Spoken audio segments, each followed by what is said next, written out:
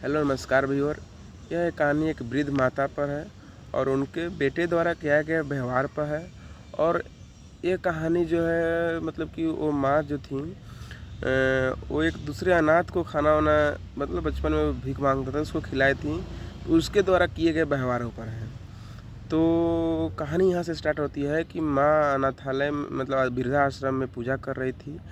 तो वो वृद्धाश्रम के कर्मचारी आया और बोला, माता जी आपके गेट पर मतलब कि हमारे ऑफिस में आपके लिए चाहने वाला कोई आया है और आपका इंतज़ार कर रहा है। तो माँ पूजा कर रही थी। इस पूजा के बीच में जब उसने यह सुना तो वह भड़क उठी, मतलब कि भाई मुझको चाहने वाला कौन है, मेरा कौन है। मतलब वो सोचने लगी इसको कि कौन है। पूजा से भी ध्यान भटक गया, कौन हो सकता है। बेटा ने तो कुछ साल पहले से ही मुझे भगा दिया है और भी बहुत कुछ बातें हैं। तो सोचते सोचते उसका पूजा भंग हो गया और वो इस बात को सोचते सोचते ही मध्यम गति से वो चलना शुरू की और वो ऑफिस की तरफ बढ़ी। ऑफिस की तरफ बढ़ी। इसी बीच में वो सोचती थी कि मैंने अपने बेटे को, मेरे जवानी में ही पति को मर जाने के कारण मैंने अपने बेटे को तो दूसरे घरों का बर्तन मांज कर, दूसरे घरों के काम कर कर उसे पढ़ाया लिखाया। पढ़ाने के बाद उसका जब नौकरी हुआ तो अपने मन से ही उसने शादी भी किया और उसने अपने मन से शादी भी किया। उसके बच्चे भी हुए। उसके बच्चे भी हुए तो उसकी वाइफ के कहने पर वो मुझे अनाथालय में छोड़कर चला गया और मैं आज 10 साल से हूँ। अब कौन हो सकता है। इस बात को उसे खाए जा रहा था। तब उसने फिर भी वो मध्यम गति से धीरे धीरे ऑफिस की तरफ बढ़ी। ऑफिस में गई तो देखी एक नौजवान वहाँ पर खड़ा था, पर माँ पहचान नहीं पाई है कौन।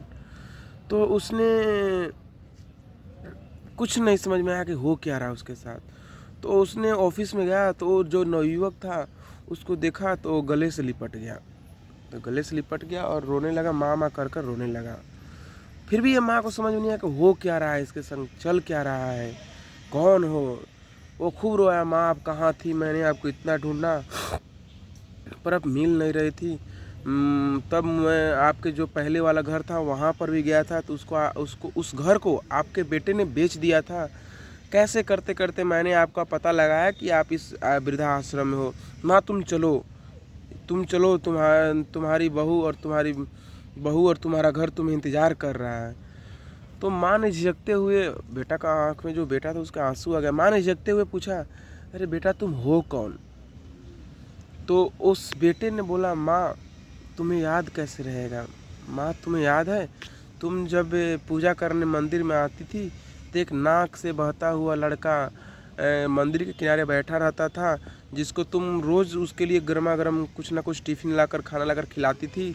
और उसको पिताजी जब थे तो तुमने दाखिला कराया था क्लासेस में पढ़ने के लिए और तुमने बहुत ही मदद की माँ। और तुमने जो मेरे अपने घर ले गया तो वहाँ पर मतलब कि मतलब कि जो बच्चे से झिझक होने के कारण और तुम्हारे घर वाले ने मुझे नहीं रहने दिया तो मैंने क्या किया माँ के अनाथ आश्रम में चला गया। और अनाथ आश्रम में जाकर मैंने वहाँ से क्या क्या की, पढ़ाई वढ़ाई शुरू की और आज मैं एक अच्छा जॉब पर हूँ।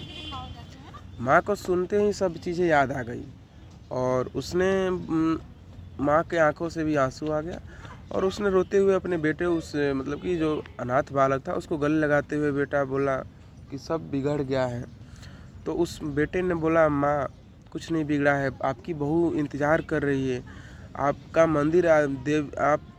मंदिर आपको इंतज़ार कर रहा, माँ घर चलो नहीं रहो। और रोते हुए उसने बेटा ने माँ को मनाया। माँ भी रेडी हो गई। माँ जो थी वो बेटे के संग जाने के लिए रेडी हो गई और चल दी। इस तरह सभी जितने भी अनाथालय में माँ थे और बुजुर्ग थे वो सभी आस लगाए बैठे हुए थे कि उन्हें भी लेने वाला कोई आएगा और उनको भी अपने घर ले जाएगा। इस कहानी से छोटा सा ही शिक्षा मिलती है कि हम कितने भी बड़े क्यों ना हो जाएं पर अपनी माँ पिता की किए हुए कार्यों को हमारे पीठ पीछे चाहे जितने भी संसाधन में हमारे लिए कार्य किए हों, जितने भी जो कुछ भी किए हों हमारे लिए बहुत कुछ किए हैं, तो जब समय हमारा आता है तो उनको नहीं भुलाया जाना चाहिए। गाँव में आज भी ये प्रचलन है कि लोग जो है, गाँव में ऐसा प्रचलन तो नहीं है, गाँव में आज भी उनके वृद्ध माता पिता हों चाहे कोई भी, उनको इज्जतपूर्वक घरों में रखा जाता है, 2 वक्त की खाना मिलता है, पोता पोती खिलाते हैं। माँ पिता को अगर आप बाहर में काम कर रहे हो, चाहे आप डॉक्टर हो, इंजीनियर हो, एक अच्छे जॉब पर हो, अगर आपके पास अपना फ्लैट है और अपने माँ पिता जो भी हैं उनको अपने घर में रखते हो, तो उससे क्या होगा कि आपके जो बेटे हैं उनसे आपके बेटों को जो गलत रास्ते पर मोबाइल से, लैपटॉप से या जो आईपैड है उससे गलत रास्ते पर जो लोग जा रहे हैं, उस रास्ते से भटकने से बचेंगे। माँ पिता अपने दादा दादी और नाना नानी के साथ रहेंगे तो अच्छा व्यवहार सीखेंगे।